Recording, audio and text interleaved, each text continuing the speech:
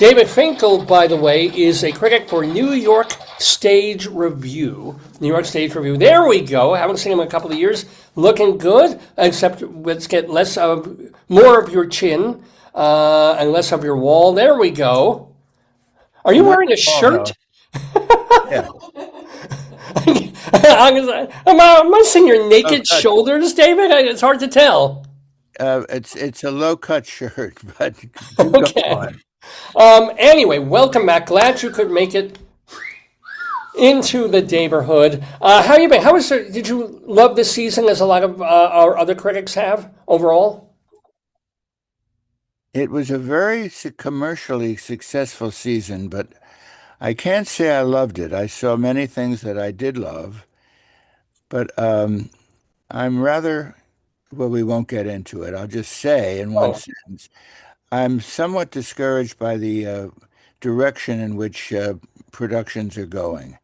I think we've had a hard time, and ooh. the way people are certainly, and we're going to be discussing musicals. I have a great feeling about the about what's happening with the writing of musicals. Well, since you brought it up, quickly share. What's your problem? My problem is that they're not being written by the standards that we used to have. That we had. There used to be standards on craftsmanship, which we're losing. And what we're losing it to is amplification and shows that are just too loud. And every show these days, or almost every show, has to be belted. The singing has to be belted. And I find it hard, in a way, hard to listen to. Yeah, I've got to say, even when I was watching Pirates of Penzance music was an old musical that they've redone. I'm like, why they can pop this down just a little bit? Come on, man! It was operetta 100 and something years ago. But what about Broadway in general? You said also you had some other issues with the season. I well, I just think that I think that crafts crafts Manship, yeah. craftsmanship or craftswomanship uh, is is having a tough time.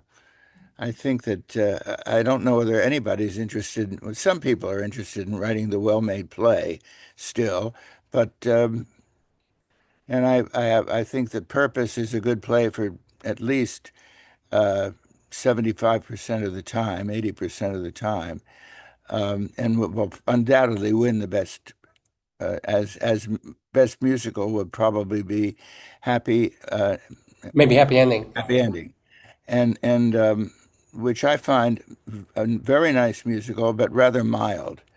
Uh, I'm more in the area of well, my I think my Tony vote went for Operation Mincemeat. Oh, interesting. Okay. But your category that we're going to be talking about is with David Finkel here is actor in a musical. So let me read them out and then you can give your thoughts on this particular category. The nominees are Darren Criss for Maybe Happy Ending. We have Andrew Durand for Dead Outlaw, Tom Francis in Sunset Boulevard, Jonathan Graff starring as Bobby Darin in Just in Time, James Monroe Iglehart playing Louis Armstrong in A Wonderful World, and Jeremy Jordan as the lead character in Floyd Collins. David Finkel, your thoughts? My thoughts are that I expect that Jonathan Groff will win and will win his second Tony in a row, which is quite an achievement. It's a remarkable performance. He's in a musical called Just in Time, which is billed as the story of Bobby Darin, which it is in some small part. Uh, Bobby Darin, for those who don't know, and he's been, he died when he was 37, which was longer than he expected to live, I think. He he expected to live at 62. They thought that he would die before he was, or no later than 16. So when he went into show business, he made it quite clear that he wanted to be a legend by the time he was 25. Don't we all? Yeah. And you did, Dave. Thank you. Thank Uh, you. I don't expect ever to be a legend. and happy not to be. But but Bobby Darin did become extremely successful by the time he was 25. And I did interview him once, with and without with Sandra Dee. She greeted us when another editor and I did a double interview with him, and she went into the bedroom after she greeted us very nicely, and he sat and was we interviewed him wearing a silk bathrobe. Okay. Well, you were wearing it, or he was wearing it. So, no, just kidding. No, I was So, wearing. anyways, having met Bobby Darin, was Jonathan Groff? Did he remind you of Bobby Darin? He did remind me of Bobby Darin, and in the show he makes it quite clear that as he comes out and introduces himself, he says, I'm Jonathan Groff, and I'm going to be doing telling you about Bobby Darin." And he said we were very much alike in one very important way, which is that we both loved performing more than anything else.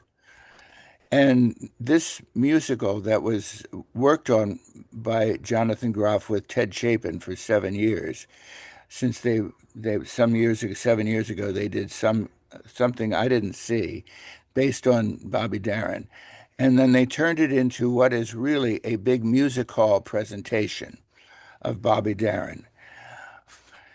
But what it really is a showcase for Jonathan Groff's abilities, because Bobby Darin had a bad heart, which is why he died when he was 37. He knew it from childhood.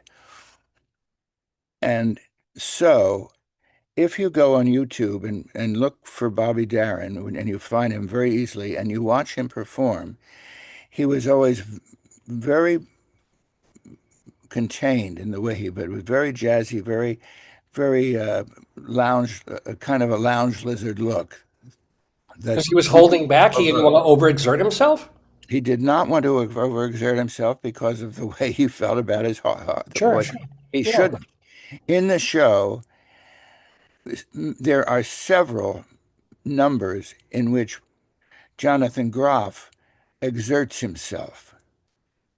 Numbers I don't think ever Bobby Darin ever would have allowed. Hmm. And I found that annoyed me because what it did was it betrayed Bobby Darin. And Yes, I yet he's giving such a wonderful performance, dancing up a yeah, yeah. slope, which Bobby Darin, when he was dancing, when he was moving, he wasn't really doing steps. I don't think he ever had. I didn't look into this. I don't know whether he ever had a choreographer. Well, probably not back then. But I said they could probably fix it in the show if after a big number where he exerts himself, he just comes off going like, I'm okay, and then it would work, Well, because they explain it. Yeah. yeah, they didn't do that. Let me And ask you, but before, because we're spending a lot of time right now on just the Bobby Jonathan Darin show, Groff. just in time. Any thoughts on any of the other Best Actor in a Musical nominees? I'm really fond of Andrew Durand in Dead Outlaw, which I all of us critics saw it off Broadway last year.